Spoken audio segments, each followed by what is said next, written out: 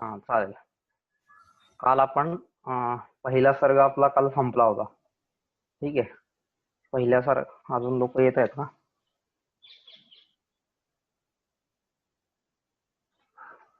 ठीक आहे, येतील आता. ज्यांना यायचं ते नंतर जॉईन होतील. आपण सुरू करूया. काल आपला पहिला सर्ग संपला होता. त्या पहिल्या सर्गाचं नाव वसिष्ठाश्रमाभिगमन असं आहे.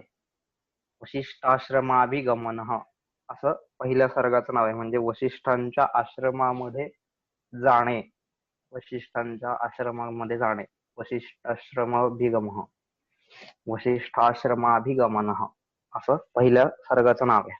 ठीक आहे. आता हा दुसरा सर्ग आहे. आता त्याच्या पुढे. ठीक आहे. पहिल्या सर्गामध्ये आपण पाहिलं होतं की अशा प्रकारे तो राजा रात्री झोपला होता आणि सकाळी वेद पठनाने त्याची रात्र संपली आणि तो जागा झालेला आहे. आता दुसऱ्या सर्गामध्ये तीच गोष्ट आता पुढे सुरू आहे. दुसऱ्या सर्गातला पहिला श्लोक. ठीक आहे, आपल्या सगळ्यांना दिसतोय समोर स्क्रीनवरती. अथ प्रजानामधिपः प्रभाते जाया प्रतिग्राहित गंधमाल्यां वनाय पीत प्रतिबद्धवत्सां यशोधनो धेनुमृषेर्मुमोच. परत वाचतो श्लोक. अथ प्रजानामधिपः प्रभाते जाया प्रतिग्राहित गंधमाल्यां वनाय पीत प्रतिबद्धवत्सां यशोधनो धेनुमृषेर्मुमोच.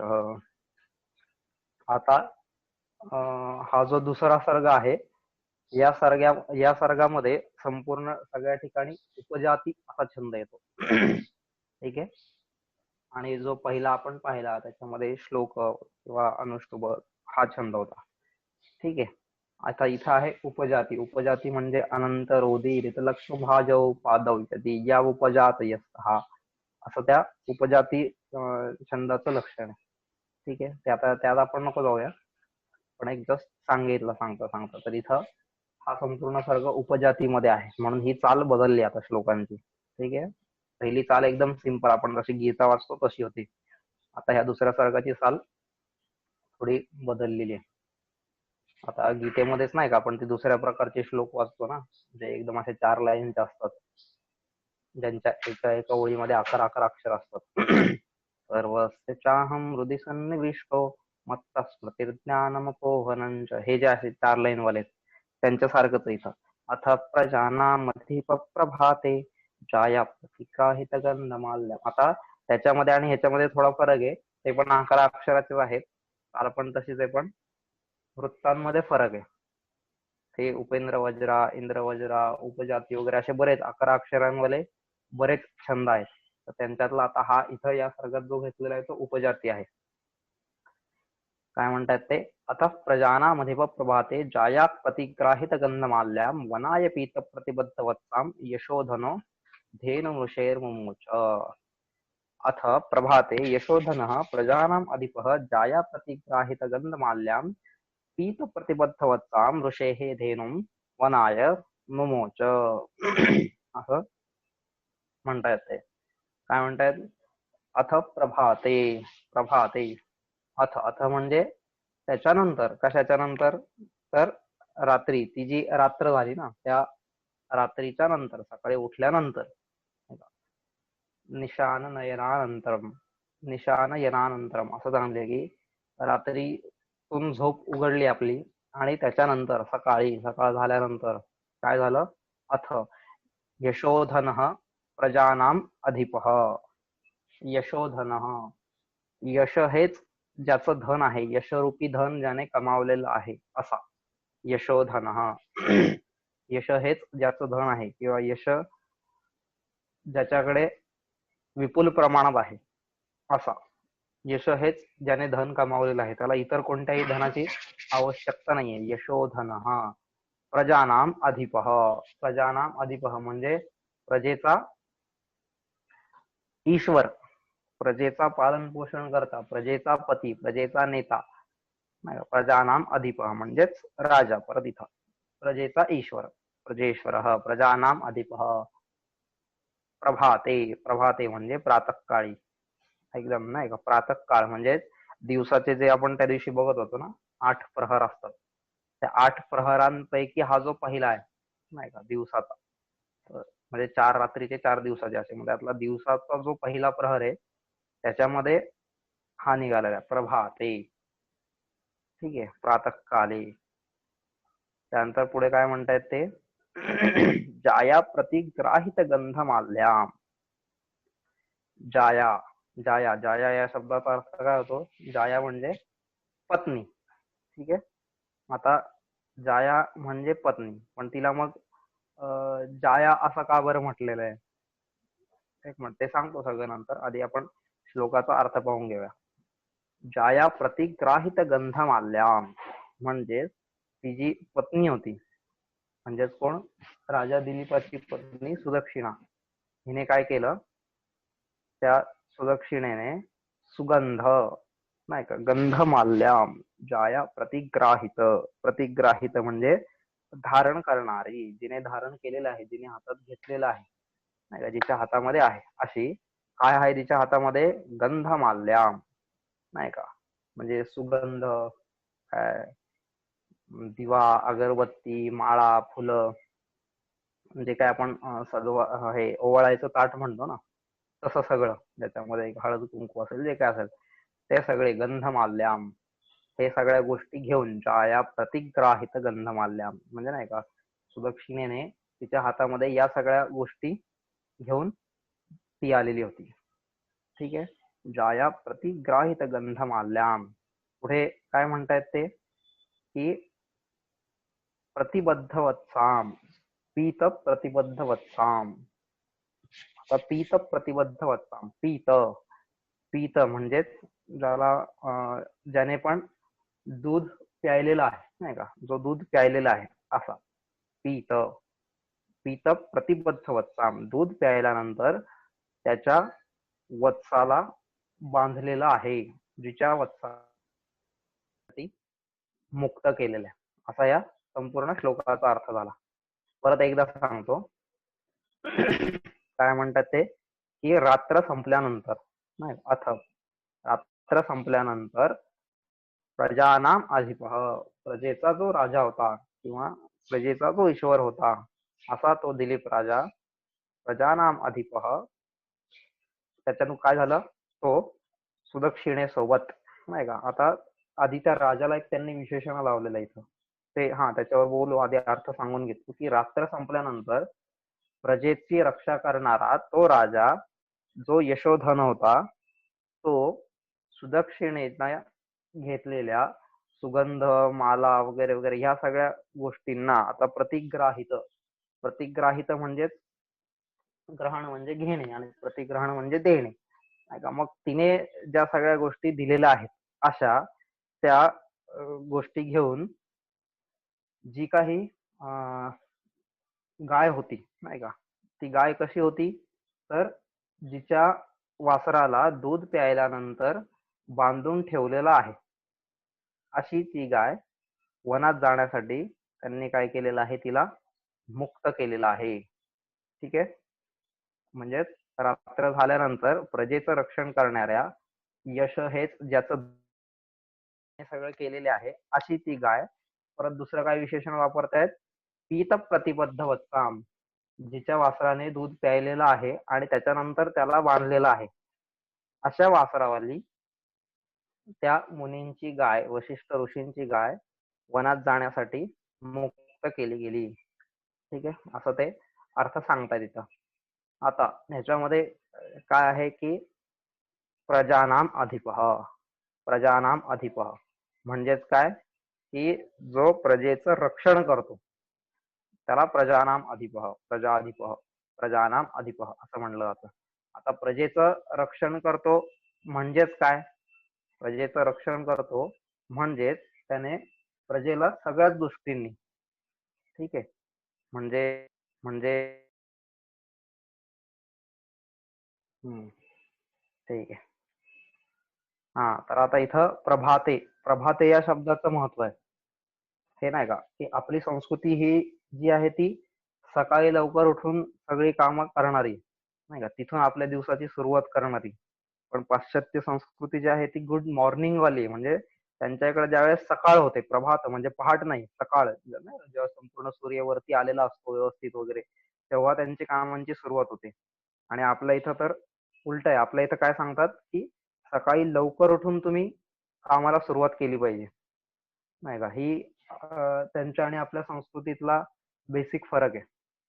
म्हणून नाही का ते एक गोष्ट सांगतात बाबा की छायायाम खलु गंतव्यम आगंतव्यम तथैव च मिष्टान्न भोजनम कार्ये तो लक्ष्मीर मिलिष्यती.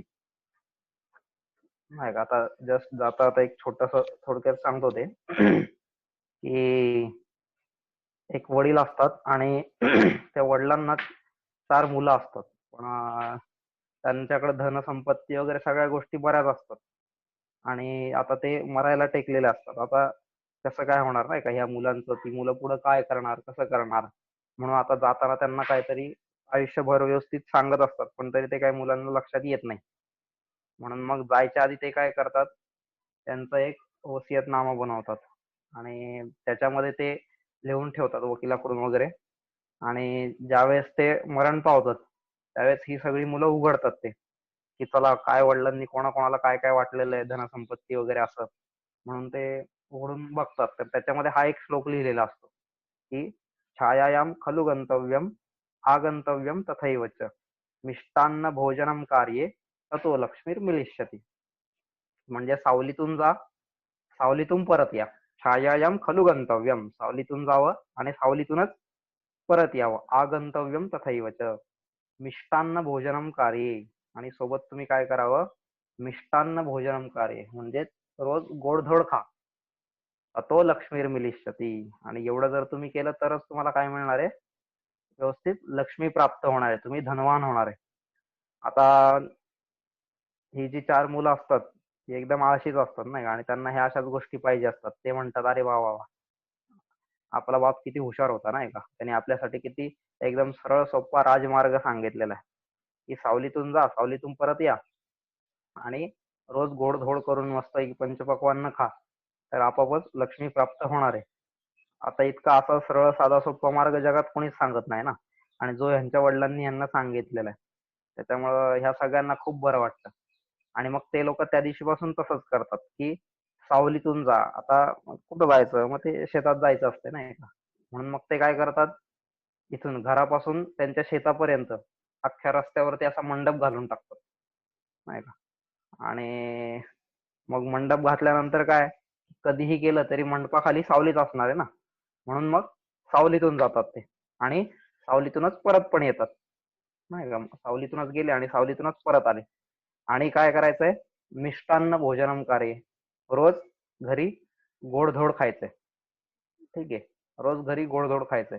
आणि एवढं केल्यानंतर काय होणार आहे, आता त्यांनी रोज गुलाबजाम नाही का, काय ते आपलं सगळं सगळे जे काही गोडधोड पदार्थ असतील नाही, लाडू, बेसन, बुंदी, डिंक, निरवा आणि मोती चुरा, बासुंदी, चकल्या, सुधार सखवा, डोसे वर्दीवर, सांजा, साखर, भात, मैसूर वडी, श्रीखंड, पेढे, खिरी, बर्फी, भाकर, आमरस खवा, झुणका, मसाला पुरी, हे ह्या ज्या सगळ्या गोष्टी आहेत, त्या आपलं रोज गोडधोड त्यांनी घरी खायला सुरुवात केली नाही का. आणि असं करत करत करत बरेच दिवस झाले. आणि त्याच्यामध्ये वडिलांनी अजून एक खाली सांगून ठेवलेलंच होतं, एवढं करत असताना तुम्हाला काय करायचंय, प्रत्येक गावामध्ये एक एक घर पण बांधायचंय. ठीक आहे, प्रत्येक वेगवेगळ्या गावांमध्ये एक एक घर तुम्हाला बांधायचंय. आता त्यांना वाटलं बरं झालं चला, म्हणून मग त्यांनी काय केलं, वेगवेगळ्या गावांमध्ये एक एक घर पण बांधलं नाही का, छान असं मस्त की बंगल्या टाईप प्रत्येक गावामध्ये एक एक घर. आणि त्या घरापर्यंत जायला सुद्धा त्यांनी सगळीकडे मंडप टाकले. मग रोज काय करायचे, ते उठले की ह्या घरातून त्या घरात, त्या घरातून त्या घरात, सावलीतून रोज जात राहायचे ते. आणि प्रत्येक ठिकाणी काय करायचे, ते मात्र रोज गोडधोड जेवण हे करत राहायचे. आणि असं करत करत काय झालं, वर्ष दीड 2 वर्षामध्येच त्यांची जी सगळी संपत्ती होती, जी काय वडिलांनी कमवून दिलेली होती, ती सगळी संपत्ती नष्ट झाली नाही का. आणि मग आता काय करायचं, आता त्यांना प्रश्न पडायला लागला की मग आता ते एकदम असे रडकुंडीला आले की आता इथून पुढे काय करायचं, आपण कसं करायचं नाही का. तर त्यावेळेस त्या वडिलांचाच एक मित्र होता, असेच त्यांच्याच लंगोटियार एकदम लहानपणापासूनच असे ते सद्गृहस्थ. ते एक दिवस असेच त्यांना नंतर निरोप कळाल्यानंतर ते आले भेटायला, की काय मुलांना कसं काय चाललंय तुमचं, सगळं बरं आहे ना? मला आता बातमी कळाली. आता त्या काळात काय हे लगेच टेलिफोन वगैरे नसायचे ना, जुन्या काळची गोष्ट. मग त्यावेळेस त्यांना बातमी कळाली तसे ते आले. आता निघाल्यानंतर प्रवास करून किती महिन्यांनी प्रवास करून ते पोहोचले असतील वगैरे वगैरे. आल्यानंतर मग भेटले मुलांना, कसं काय चाललंय तुमचं, सगळं बरं आहे ना? छान मित्र होता माझा, असं तसं. तर थोडं त्यांनी पाहिलं मुलांची परिस्थिती, की एकदम आता अं, दरिद्री झाल्यासारखे आहेत नाही का, सगळी धनसंपत्ती ज्यांची संपलेली आहे, एकदम गरीब अशी ही मुलं दिसत आहेत. मग त्यावेळेस त्यांनी विचारलं, की का रे बाबांना असं का बरं, काय झालं? तर म्हणतात काय नाही, आमच्या बाप्पाला अजिबात अक्कल नव्हती आणि त्याच्यामुळे सगळं आमचा अनाज झालेला आहे. म्हणतो का रे, काय कसं काय? मग त्यांनी ती वही उघडून दाखवली, ते जे काय वडिलांनी त्यांच्यासाठी ते लिहून ठेवलेलं होतं. बघा हे असं असं लिहिलेलं आहे, का सावलीतून जा, सावलीतून या, रोज गोडधोड खा आणि एकेका गावात एक एक घर बांधा वगैरे. आणि आम्ही सगळ्यांनी तसंच केलं. पण त्या वडिलांच्या सांगण्यानुसार करून सुद्धा आम्हाला तर काही अजिबात धनप्राप्ती तर झालीच नाही, नाही का. तर तो लक्ष्मीर्मिलिष्यते असं त्यांनी सांगितलं होतं. त्यानंतर तुम्हाला लक्ष्मी ही मिळेलच, पण इथं उलट जी आमच्याकडे होती ती लक्ष्मी पण सगळी आमची संपली, नाही का. असं हे मूर्ख आहे आमचा बाप. मग त्यांना वाटलं की नाही नाही, थांबा थांबा, तुमचा बाप मूर्ख नाहीये. त्याने, तो मी त्याला देवापासून ओळखतोय लहानपणापासून, सगळ्यात हुशार असा तुमचा बाप होता आणि तो उगाच असं काहीही सांगणार नाही. पाहू द्या मला एकदा, जरा पाहू द्या ते सगळं. आणि म्हणून त्यांनी परत एकदा ते पाहिलं.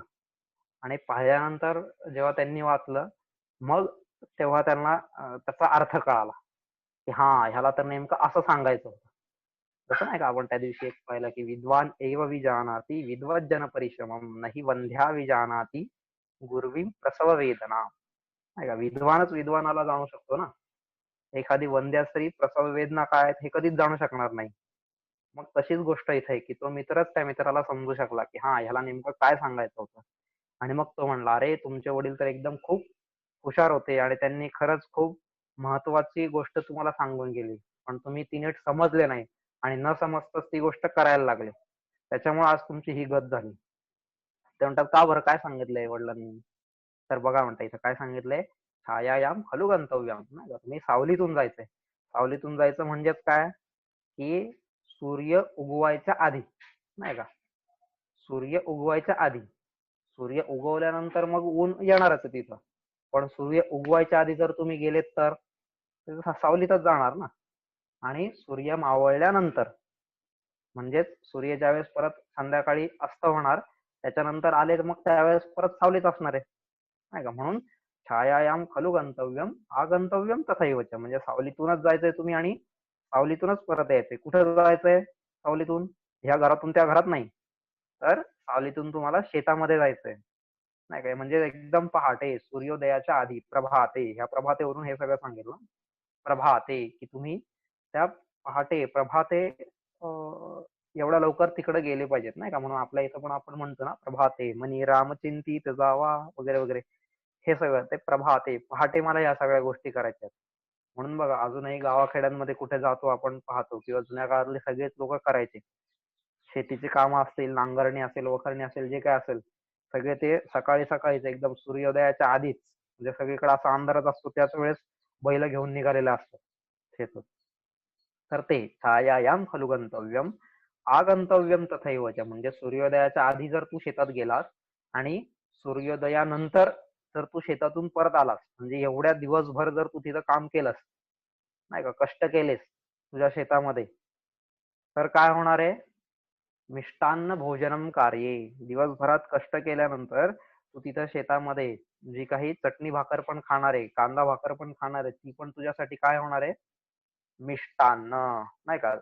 जर खऱ्या अर्थानं भूक लागली ना, तर मग समोर काही दिलं तरी माणसाला ते गोडच वाटतं. हा, बरं बरं बाबा, काहीतरी तर दे, नाही का. आपण हे ट्रेकिंगला वगैरे जातो तेव्हा बघतो ना, इतर वेळेस परत हा पिझ्झा खायला पण नको वाटतो, तो वडापाव खायला पण नको वाटतो, पण तिथं कसं असतं, जे काय बाबा कुरमुरे असतील तर दे, जे काय शेव असेल काहीतरी दे बाबा, शेंगदाणे ते शेंगदाणे घालू दे बाबा पोटात. आणि त्यावेळेस ते सुद्धा खूप आपल्याला गोड वाटतात. त्याचं कारण ते, की मेहनत केली मी दिवसभर, कष्ट घेतले, की आपोआपच ते मला गोड लागणार आहे, मिष्टान्नच होणार आहे त्याचं पण, नाही का. आणि हे केल्यानंतर आणि मग तुम्हाला काय करायला सांगितलं, एकेका गावामध्ये एक एक घर बांधायला सांगितलं होतं. मग एकेका गावामध्ये एक एक घर बांधायचं म्हणजे काय, तिथं तुम्हाला काय असं जाऊन सिमेंट, दगड, विटा, वाळू, रेती ह्या सगळ्यांनी असं तुम्हाला घर बांधायला नव्हतं सांगितलं. घर बांधणं म्हणजे काय, की प्रत्येक गावामध्ये असं एक तरी घर तुमच्या संबंधाचे पाहिजे की ज्यांच्याशी तुमचा संबंध दृढ होईल, ज्यांच्याशी तुमचं नातं दृढ होईल, म्हणजे जे आपण ज्याला भाऊफेरी, भक्तीफेरी म्हणतो हे, नाही का, की ते तुम्हाला तिथं जाऊन करायचंय. प्रत्येक गावामध्ये एक एक घर बांधायचं म्हणजे एक एक घर असं असलं पाहिजे की त्या घराशी तुमचा अगदी जवळचा संबंध असला पाहिजे, अगदी जवळचं नातं असलं पाहिजे, नाही का. अशा वेगवेगळ्या गावांमध्ये वेगवेगळी घरं तुम्हाला बांधायची. आणि असं कधी होईल, एवढ्या जवळचं नातं जेव्हा मी रोज उठून भाऊफेरीला, भक्तीफेरीला जाईल, नाही का, त्यावेळेस कुठंतरी तो संबंध माझा दृढ होणार आहे एखाद्या घराशी. तर ते तुम्हाला केलं पाहिजे. मग हे एवढं सगळं केल्यानंतर मग खऱ्या अर्थानं काय होणार आहे, तर तो लक्ष्मीर मिलिष्यती, त्यावेळेस तुम्हाला लक्ष्मी मिळेल, नाही का, त्यावेळेस तुम्हाला धनसंपत्ती मिळेल. आणि मग हा जेव्हा अर्थ ते वडिलांचे मित्र सांगतात, तेव्हा या मुलांना कळतं, हा अच्छा असं होतं काय. मग तिथून पुढे ती सगळी मुलं तसं करायला सुरुवात करतात. मग पहाटे लवकर उठून शेतात जाणं, संध्याकाळी सूर्यास्तानंतर शेतातून परत येणं, नाही का. मग तिथं जे काय कांदा भाकर खातील ती पण त्यांना अगदी गोड वाटायला लागली. गावागावात भक्ती फेरी, भाऊफेरीला जायला लागले, ते लोकांना भेटायला लागले आणि हळूहळू अशी घरं पण बांधत गेले, सगळीकडे संबंध दृढ करत गेले ते आपला. आणि आपोआपच त्यांची परत पुन्हा भरभराट झाली. म्हणजे सांगण्याचं तात्पर्य हे की प्रभाते, आपली संस्कृती ही आहे की जी प्रभाते, सकाळमध्ये बिलीव्ह करणारी, सकाळमध्ये नाही म्हणजे एकदम पहाटे, नाही का. नाही तर आता आपल्यातले कितीतरी विचारतो आपण, नाही का, नाही भाऊ 8चा टायमिंग कशाला ठेवलाय, मग 7चा नको, आणि मग हे नको, थोडं लेट करूया, 12 वाजता बघूया, 1 वाजता बघूया, नाही का. त्याला एका प्रकारे आपण असं खोचक अर्थाने सूर्यवंशी असं म्हणतो, नाही का. सूर्य उगवल्यानंतर, ऊन आल्यानंतर मग आपण उठणार आहे असे लोक. तर तशी आपली संस्कृती नाहीये. ठीक आहे. हे म्हणजे प्रत्येक ठिकाणी त्या संस्कृतीचं महत्व इथं वर्णन केलेलं आहे. आता एवढ्या सकाळी पहाटे 6 वाजता, 5 वाजता कोणती काही करायला जाणार आहे का, नाही का. असं पण इथं हा तिला घेऊन निघालेला आहे त्यावेळेस, की जे मला निघायचंय, मग तुला जेव्हा खायचंय तेव्हा तू खा, नाही का, तुला जेव्हा तू हे करायचं तेव्हा कर. पण जी संस्कृती आहे त्या संस्कृतीमध्ये आपल्याला तशा गोष्टी सांगायच्या आहेत. म्हणून इथं प्रभाते. ठीक आहे. अथ प्रजानामधिप प्रभाते. पुढचा शब्द आहे जाया, नाही का. इथं जाया, जाया या शब्दाचं एक वेगळं महत्व आहे, नाही का. ह्याच्या आधी आपण आता सुदक्षिणेसाठी म्हणजे पत्नी, धर्मपत्नी किंवा मग भार्या, अजून असे वेगवेगळे शब्द पाहिले ना. त्याच्यातला हा जाया, जाया असा शब्द आहे. तर जाया हा शब्द आता मला वाटतं महाभारतामध्ये पण येतं ते, आणि अजून अग्निपुराणात येतं, अजून आहे बऱ्याच ठिकाणी असं त्याचं वर्णन येतं की जाया कोणाला म्हणतात, नाही का. की त्याच्यामध्ये काय म्हटलेलं आहे की पतिर्जायां प्रविशती गर्भो भूत्वेह मातरम तस्यां पुनर्नवो भूत्वा दशमे मासी जायते तज्जाया जाया भवती यदस्यां जायते पुनः, असं त्यांनी सांगितलेलं आहे. म्हणजे एकदम त्या जाया शब्दाचं त्यांनी परफेक्ट वर्णन केलेलं की जाया असं का बरं म्हणतात तिला. तर ते म्हणतात की पतिर्जायां प्रविशती, नाही का. पती काय करतो, पती हा जायेच्या म्हणजेच पत्नीच्या गर्भामध्ये प्रवेश करतो. ठीक आहे. गर्भामध्ये प्रवेश करतो म्हणजेच कसं, पती हा त्याचं जे स्पर्म आहे त्याच्या स्वरूपात तो पत्नीच्या गर्भामध्ये प्रवेश करतो पुन्हा. ठीक आहे. त्याचे जे शुक्राणू आहेत त्याच्यातून, त्याचं जे वीर्य आहे त्याच्याद्वारे तो पत्नीच्या गर्भामध्ये प्रवेश करतो पती. ठीक आहे. आणि प्रवेशाती गर्भो भूत्वेह मातरम, आणि त्याच्यामुळं ती त्याची आई होते. कशी काय आई होते, तर तस्याम पुनर्नवो भूतवा दशमे मासी जायते, की तो पती वीर्य रूपात त्या पत्नीच्या गर्भामध्ये जाऊन पुन्हा 10व्या महिन्यामध्ये जन्म घेतो. दशमे मासी जायते, नाही का, जिच्यामधून तो पती पुन्हा 10व्या महिन्यामध्ये जन्म घेतो, जिच्या गर्भातून. तज्जाया जाया भवती, म्हणूनच त्यामुळे तिला, पत्नीला जाया असं म्हटलं जातं. यदस्याम जायते पुनः, जिच्यामधून पती पुन्हा उत्पन्न होतो, म्हणून तिला जाया असं म्हणतात. आणि म्हणूनच शास्त्रकारांनी पत्नीला एक दुसरा शब्द दिलेला आहे तो म्हणजे माता.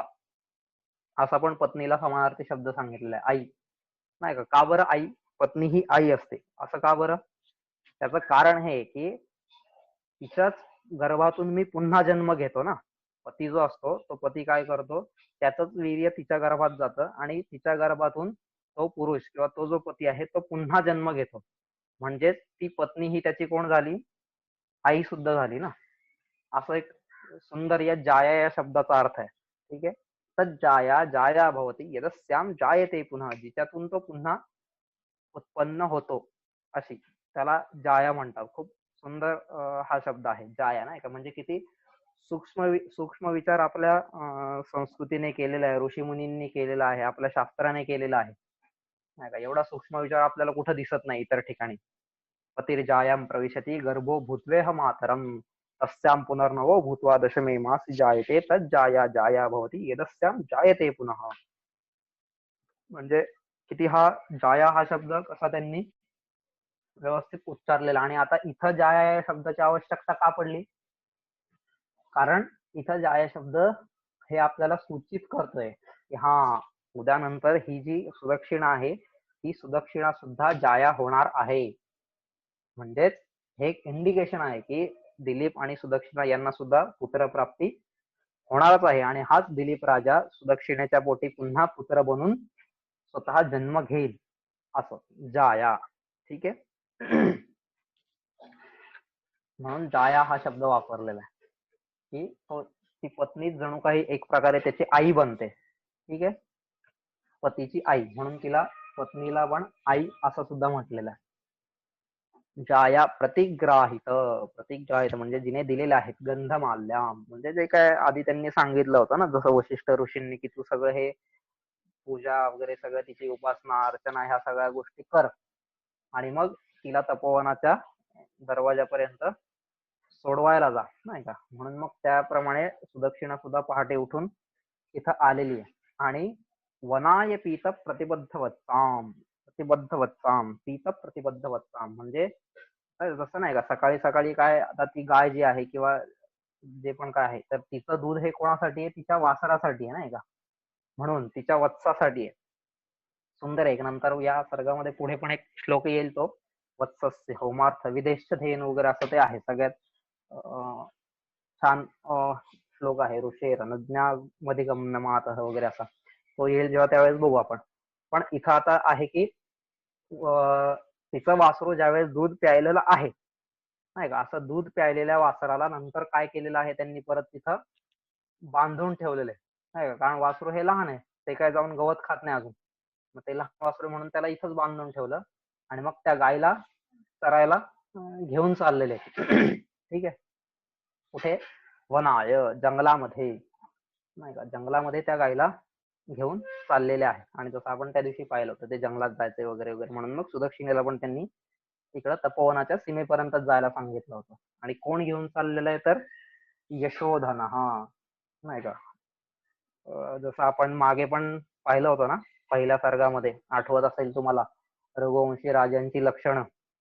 त्याच्यामध्ये असं होतं की ज्यांचं जीवन हे कशासाठी आहे? त्या कीर्तीसाठी आहे, नाही का? कीर्तीसाठी जे लोक जगत होते. आणि कीर्ती म्हणजे कशी? स्वतःसाठी कीर्ती नाही, तर जर मी चांगली गोष्ट करत असेल तर ती चांगली गोष्ट समाजापर्यंत पोहोचली पाहिजे आणि पुढच्या पिढ्यांपर्यंत पोहोचली पाहिजे, नाही का? त्याच्यासाठी कीर्ती. म्हणूनच जे रामदास स्वामी म्हणतात, मरावे परी कीर्ती रूपी उरावे, ते त्याच्यासाठी आहे, नाही का? आणि मग असं कीर्ती यश हे ज्यांचं धन आहे, ज्यांच्याकडे धन म्हणजे काय? हे हिरे माणिक मोती पाचू, नाही का, नोटा नाणी, हे हे सगळं नाही. ज्यांचं धन काय आहे? तर यशरूपी धन असणारे असे ते सगळे राजे होते ना. मग त्याच्यातलं हा सुद्धा यशोधन असा हा दिलीप राजा, ज्याचं यशरूपी धन आहे, नाही का? जो जिथे पण गेला त्याला यशच प्राप्त झालेलं आहे. आणि असा यश असलेला, यश ज्याचं धन आहे, यश हीच ज्याची संपत्ती आहे, असाच त्या राजाने काय केलं? धेनुम ऋषेर मुमोच, ऋषींच्या धेनूला, ऋषींच्या त्या गायीला तिथून मुक्त केलेला आहे, सोडलेला आहे. कशासाठी? वनाय, वनात जाण्यासाठी. ठीक आहे. जंगलात तिला चरायला जाण्यासाठी. असा हा पहिला श्लोक आहे. आता दुसरा श्लोक बघा, स्क्रीनवर दिसतोय तुमच्या दुसरा श्लोक. खाली जे ठिपके दिसत आहेत ना, त्या खालच्या ठिपक्यांपैकी जो डावीकडून दुसरा ठिपका आहे, तिथं तुम्हाला त्या स्क्रीनवरती सगळे श्लोक दिसत आहेत. ठीक आहे. तर जे नवीन असतील त्यांच्यासाठी की त्या डावीकडून दुसऱ्या ठिपक्यावरती तुम्हाला सगळे श्लोक दिसत आहेत. तस्याक्षुरन्यास पवित्र पांसुम अपांसुलानां धुरिकीर्तनीया मार्गम मनुष्येश्वर धर्म पत्नी श्रुतेरिवार्थम स्मृतिरन्वगच्छत्. परत सांगतो. तस्याक्षुरन्यास पवित्र पांसुम अपांसुलानां धुरिकीर्तनीया मार्गम मनुष्येश्वर धर्म पत्नी श्रुतेरिवार्थम स्मृतिरन्वगच्छत्. अगदी सुंदर, अगदी सुंदर. म्हणजे असे श्लोक ज्यावेळेस आपण बघतो ना, तर त्यावेळेस खरं ते कालिदासाचं महत्व कळतं की नाही का, की कालिदास कोण होता हे अशा श्लोकांमधून कालिदास कळतो खरं. म्हणजे हा श्लोक वाचला ना की असं एकदम वाह असं होतं आपल्याला, नाही का. की आता ते संस्कृतात जे आहे, संस्कृताचा नंतर जेव्हा आपण अर्थ करू, भाषांतर करू, मग ते दादा म्हणतात तसं भाषेमध्ये अंतर हे येतच, कितीही नाही म्हटलं आपण तरी. पण जर अशा अर्थाने जर संस्कृत जर मला कळायला लागला आणि जर मी त्या संस्कृतातून अनुभवलं ना, तर ते खूप सुंदर वाटतं. असा एकदम सुंदर एक श्लोक आहे हा, नाही का, की ज्याला आपण म्हणू असं भिंतीवरती कोरण्यासारखं त्यांनी ते असं एक केलेलं आहे की जसं आपण श्लोक वाचू तसं कळेल. काय म्हणतात ते. तस्याक्षुरन्यास पवित्र पांसुम अपांसुलानां धुरिकीर्तनीया मार्गम मनुष्येश्वर धर्म पत्नी श्रुतेरिवार्थम स्मृतिरन्वगच्छत्. म्हणजे असा श्लोक जगामध्ये असणं हेच मोठं सौभाग्य आहे, आणि तो श्लोक कालिदासाने लिहिणं हे म्हणजे त्याच्यावरती सोने पे सुहागा आहे असा हा सुंदर श्लोक. ठीक आहे. काय म्हणतात ते या श्लोकामध्ये. तस्याः खुरन्यास पवित्र पांसुम अपांसुलानां, म्हणजे असं ते श्लोकच म्हणावं वाटतं सारखा, इतका सुंदर श्लोकच सुंदर आहे तो. की काय म्हणतात. अपांसुलानां धुरिकीर्तनीया मनुष्येश्वर धर्मपत्नी खुरन्यास पवित्र पांसुम तस्याः मार्गम श्रुते अर्थे स्मृती इव अन्वगच्छत्. हा. आता काय म्हणतात ते. अपांसुलानां धुरिकीर्तनीया, नाही का, अशी अपांसुलानाम. आता पांसुल, पांसुल या शब्दाला वेगवेगळे अर्थ आहेत. ठीक आहे. पांसुल, पांसुल म्हणजे की पांसो दोषा सांसंती इति पांसुलाः स्वैरिण्यः वगैरे असं. ठीक आहे. स्वैरिणी पांसुला असे शब्द आहेत, त्याचे असे अर्थ आहेत. आता पांसुल या शब्दाचा अर्थ एक अर्थ होतो तो म्हणजे धूळ, जे रस्त्यावरती धूळ उडते ना, ती धूळ. आणि दुसरा आहे नाही का पांसुम आणि अपांसुलानाम असे दोन्ही शब्द इथे येतात. मग त्यातला पहिला म्हणजे पांसुम, म्हणजे ज्याला स्वैरिणी किंवा धूळ असा असलेला, आणि त्याच्याच विरुद्ध दुसरा शब्द आहे अपांसुलानाम. अपांसुल म्हणजे इथं आता त्याच्या विरुद्ध, नाही का. पांसुल म्हणजे जिथं धूळ आहे असा, आणि अपांसुल म्हणजे जिथं धूळ नाहीये, जे स्वच्छ आहे, एकदम शुद्ध आहे, विशुद्ध आहे असं. ठीक आहे. दोन्ही शब्दांचे अर्थ बघा. पांसुल म्हणजे धूळ असलेला, धुळीने रहित, सॉरी धुळीने सहित, आणि दुसरा जो आहे अपांसुल तो म्हणजे धुळीने रहित, तिथे धूळ नाहीये, स्वच्छ सुंदर शुद्ध असं सगळं जे आहे. ठीक आहे. हा त्याचा एक अर्थ झाला. आणि त्याचाच दुसरा अर्थ काय झाला की पांसुल म्हणजे स्वैरिणी, स्वैराचार करणारी, हवं तसं जाणारी. अक्षय भाऊ तुमचा ऑडिओ म्यूट करा. हा, ठीक आहे. तर अपांसुलानाम ही जिथं सगळे शुद्धच आहे, आणि जी कशी आहे अपांसुल म्हणजे जी स्वैराचारी नाहीये, जी स्वैरिणी नाहीये, जी शास्त्राने आखून दिलेल्या स्वतःच्या मार्गावरती चाललेली आहे, नाही का, जिला पत्नीव्रता म्हणूया, पतिव्रता म्हणूया आपण, अशी पतिव्रता असलेली, नाही का. एक आहे स्वैरिणी आणि दुसरी आहे पतिव्रता, म्हणजे एकाच पतीशी एकनिष्ठ असलेली. आणि स्वैरिणी ही जी असते ती काय असते, ती तिची जी निष्ठा असते ती नेहमी दुसऱ्या प्रती बदलत असते, नाही का, तिला स्वैरिणी म्हणतो आपण. ती कधीच एकनिष्ठ नसते. तर असे हे दोन शब्द आहेत, म्हणजे धुळीने युक्त आणि धुळीने वियुक्त किंवा धुळीने रहित असा एक अर्थ झाला पांसुम आणि अपांसुलानाम. आणि दुसरा आहे स्वैरिणी, आणि त्याचसोबत दुसरा अर्थ झाला पतिव्रता, नाही का, अशी स्त्री. असे हे दोन अर्थ झाले त्याचे. तर पांसुलानाम, आता हे का म्हणतोय मी असं हे नंतर तुम्हाला अजून कळेल जेव्हा पुढे गेल्यानंतर. पुढे काय म्हणतात ते,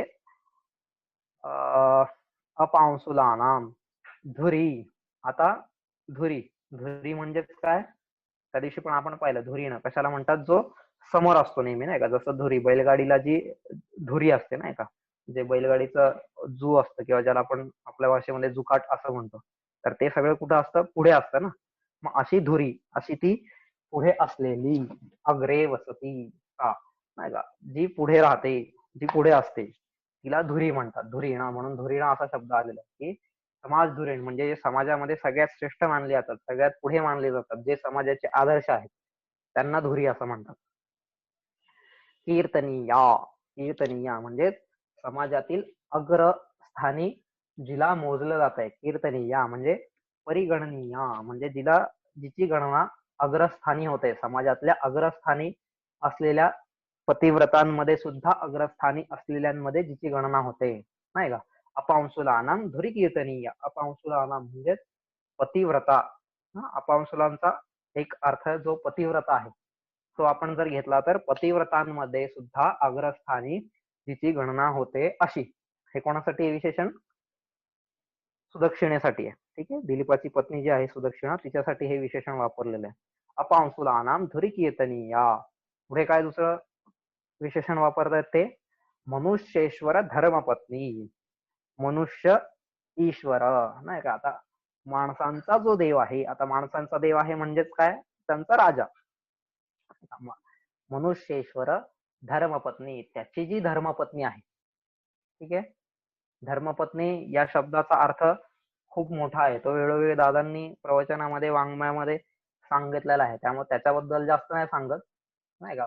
दादा म्हणतात ते वेगवेगळे शब्द असतात, बायको, बायडी, पत्नी, त्यानंतर काय अजून असे वेगवेगळे शब्द वापरतात. मग त्याच्यामध्ये लक्ष्मी, महालक्ष्मी, पत्नी, धर्मपत्नी हे सगळे वेगवेगळे शब्द आहेत. त्यानुसार तिचं तिचं कॅरेक्टर ते दाखवतात. मग तशी इथं ही कशी होती, धर्मपत्नी होती. मार्गम मनुष्येश्वर धर्मपत्नी, मनुष्येश्वर धर्मपत्नी अशी ती राजाची धर्मपत्नी. आणि राजाला पण त्यांनी काय शब्द वापरलेला आहे, मनुष्य ईश्वर, मनुष्याणाम ईश्वर नाही का, मनुष्य लोकांचा, माणसांचा जो ईश्वर आहे, तो माणसांचा भगवंत आहे, तो म्हणजेच राजाला. म्हणून राजा वै विष्णू असं म्हटलं जातं. राजा हा विष्णूचं स्वरूप आहे का, कारण तो त्यांचा एक प्रकारे ईश्वर आहे नाही का, त्यांचं सगळं पालन पोषण सगळ्या गोष्टी करणारा तो राजा म्हणून. तर असा मनुष्येश्वर धर्मपत्नी अशी त्याची ती धर्मपत्नी असलेली ती सुदक्षिणा काय झालेली आहे, खुरन्यास पवित्र पांसुम, खुरन्यासे ही पवित्राः पांसवो यस्यतम, असं त्यांनी सांगितलंय की खुरन्यासे ही, खुर, खुर म्हणजेच गाईचे खुर नाही का, खाली गाईच्या जे पायांना खुरं असतात, त्या खुरांमुळे काय होतं, खुरन्यास पवित्राः पांसवः, त्या खुरांमुळे जी पांसवः म्हणजे आपण वरती पाहिलं, पांसवः म्हणजेच धूळ नाही का, जे धुळीचे कण आहेत. अमरकोशाने वगैरे सांगितले की रेणुद्वयो स्त्रियां धूली पांसुर्नद्वयो राजन राजः, असं त्यांनी सांगितलेलं तिथं की रेणुर्द्वयो स्त्रियां धूली पांसुर्नानद्वयो रजः, असं त्यांनी सांगितलं की तेच पांसू हा शब्द दोघांना पण लागू पडतो, स्त्रियांना सुद्धा आणि धुळीला सुद्धा नाही का. स्त्रियांना कोणत्या अर्थाने, तर स्वैराचारिणी या अर्थाने, आणि इकडं धूळ या अर्थाने सुद्धा आहेच. तर तस्याम खुरन्यास पवित्र पांसवो हो, की जिच्या खुरांनी जणू काही धूळ उडत होती नाही का, तिच्या खुरांच्या स्पर्शामुळेच पवित्र धूळ जिथे उडत होती असा. ठीक आहे, जो पवित्र झालेला होता, तिच्या खुरांनी उडालेल्या धुळीमुळे जो पवित्र झालेला होता अशा नाही का. खुरन्यास पवित्र पांसुम, जिच्या खुरांच्या न्यासामुळे किंवा स्पर्शामुळे जो मार्ग कसा झालेला होता, धुळीने पवित्र झालेला होता असा. तस्याहा मार्गम, अशा त्या धेनूच्या मार्गावरती, अशा त्या गायीच्या रस्त्यावरती, तस्याहा मार्गम तिच्या मार्गावरती, स्मृतीही श्रुतेः अर्थम इव अन्वगच्छत नाही का, जणू काही स्मृती ज्याप्रमाणे श्रुतीच्या अर्थाच्या मागे जाते, नाही का, त्याप्रमाणे गेली.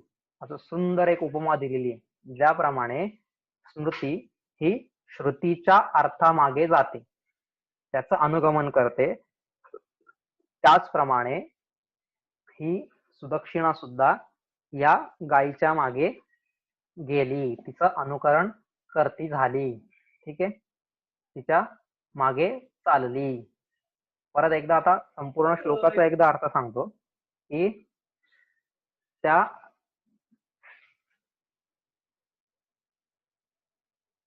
हॅलो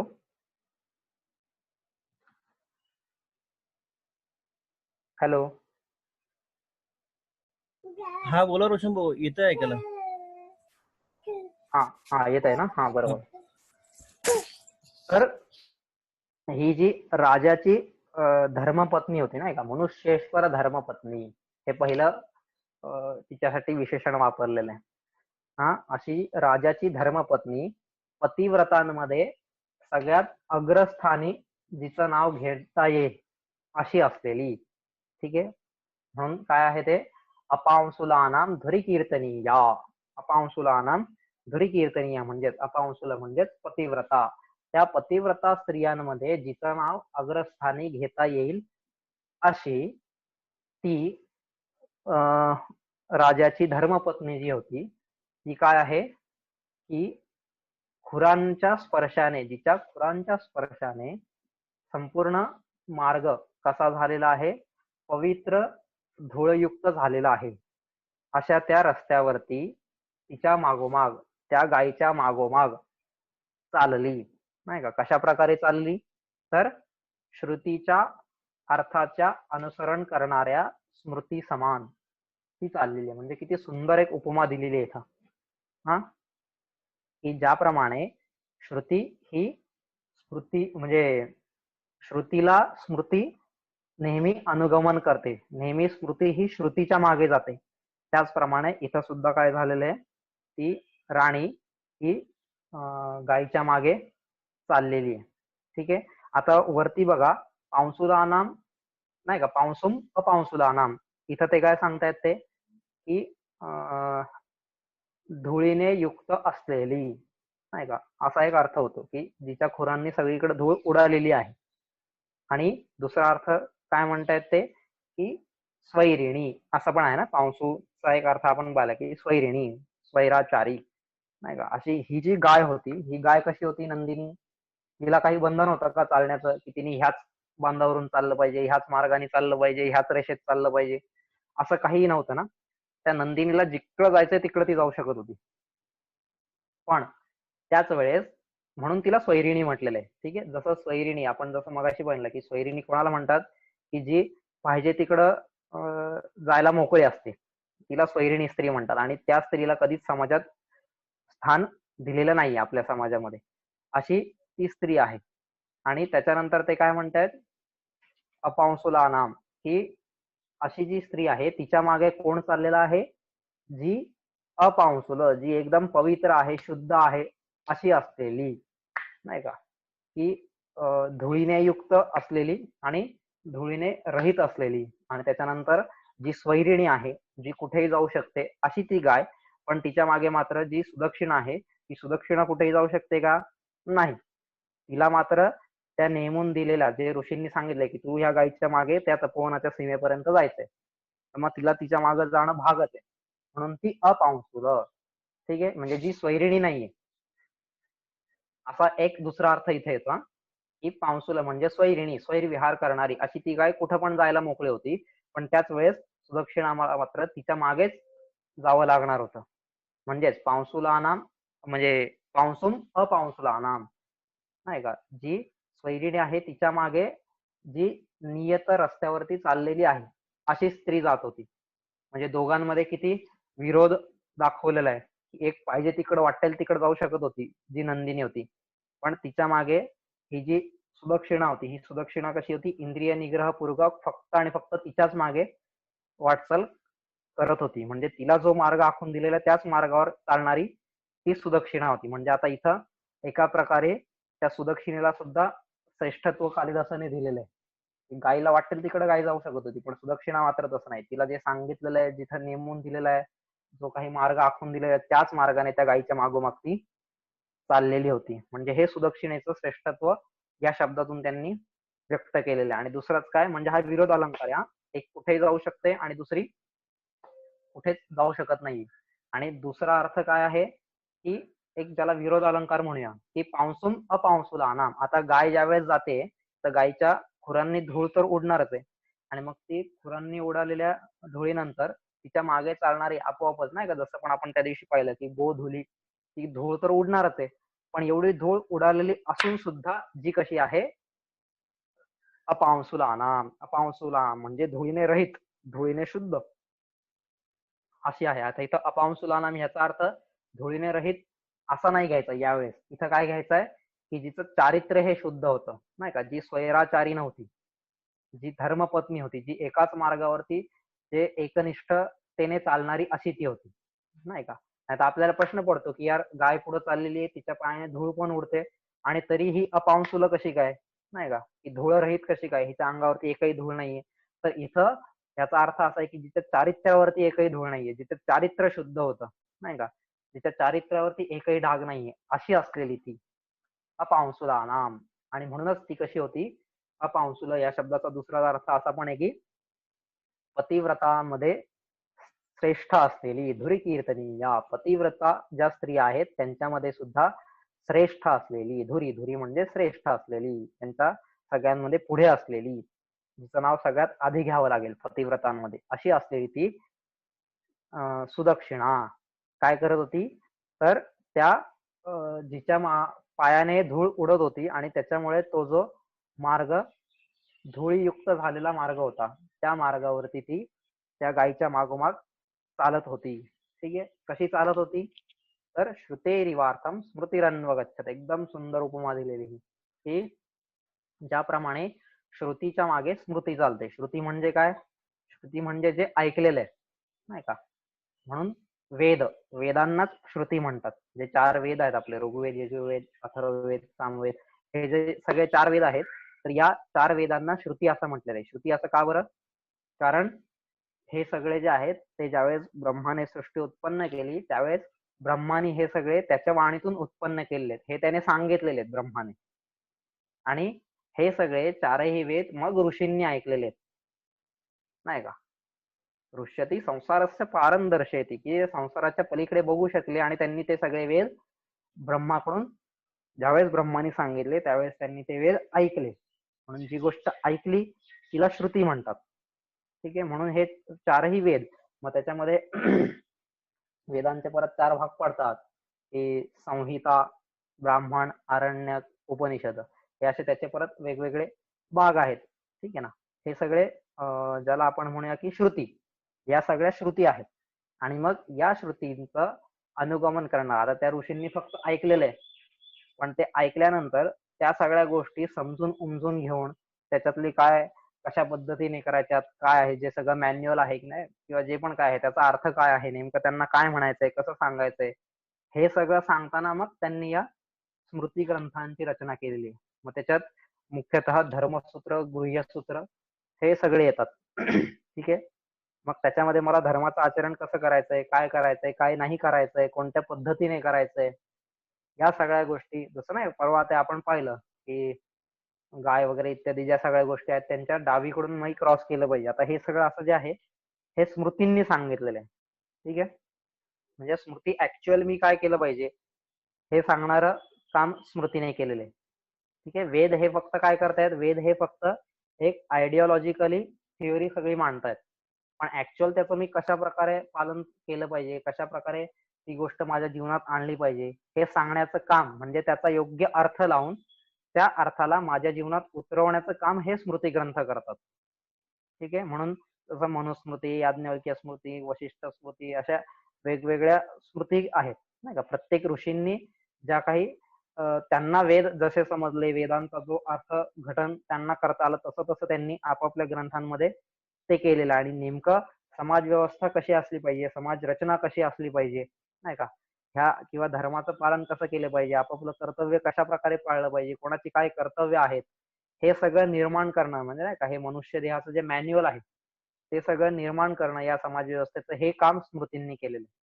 पण स्मृतींनी हे काम कशा प्रकारे केलेलं आहे तर त्यांनी हे काम श्रुतींना समोर ठेवून नाही का श्रुतींना जे सांगायचंय त्या श्रुतींच्या अर्थाला सोबत घेऊन त्या अर्थाचा पाठलाग करूनच त्यांनी हे लिहिलेलं आहे.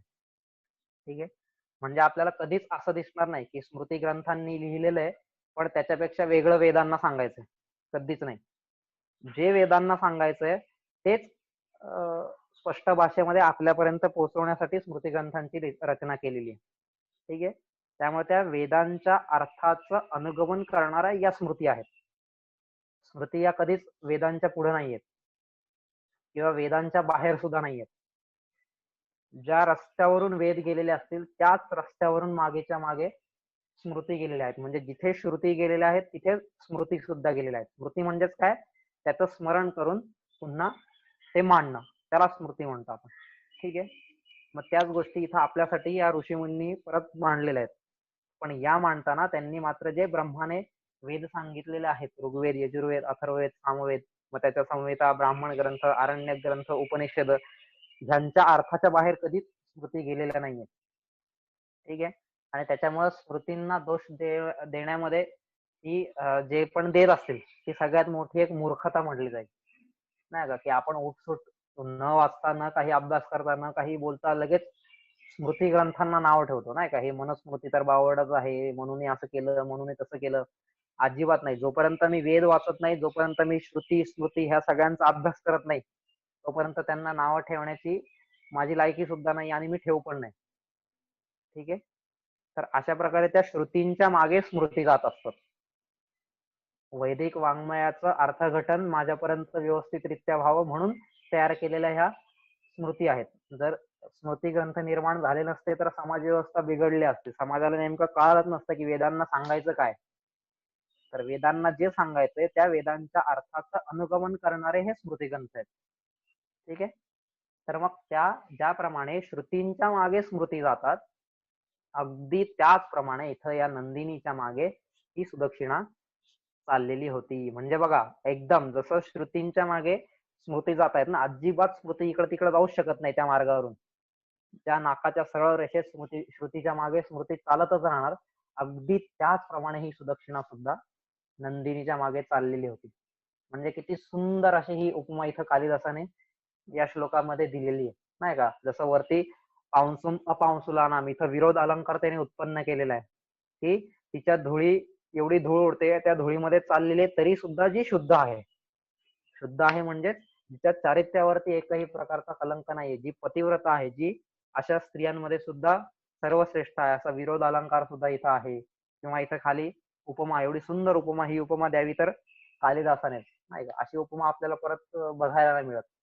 असा हा एकदम खूप सुंदर असा श्लोक आहे. ठीक आहे ना. श्रुतेरिवार्थम स्मृतिरन्वगच्छत् ज्याप्रमाणे श्रुतीच्या मागे स्मृती चालते त्याचप्रमाणे या नंदिनीच्या मागे राजाची पत्नी सुदक्षिणा ही चालली नाही का. अशी निघाली म्हणजे तिथं काय त्या गेट पर्यंतच जाणार होती. जो काही तपोवनाचा सीमा असेल तिथपर्यंतच जाणार होती. ठीक आहे. पण तिथपर्यंत जाताना सुद्धा अशा प्रकारे ती चाललेली आहे नाही का. म्हणजे सेवा करावी तर कशी तर अशा प्रकारे अजिबात एक पाऊल इकडे का तिकडे नाही. सारखं त्याच्याच सावलीमध्ये. हे आपण आता नंतर बघू अजून सेवेचं काय महत्व आहे कशी राजा दिलीपाने सेवा केली वगैरे वगैरे या सगळ्या गोष्टी येतील.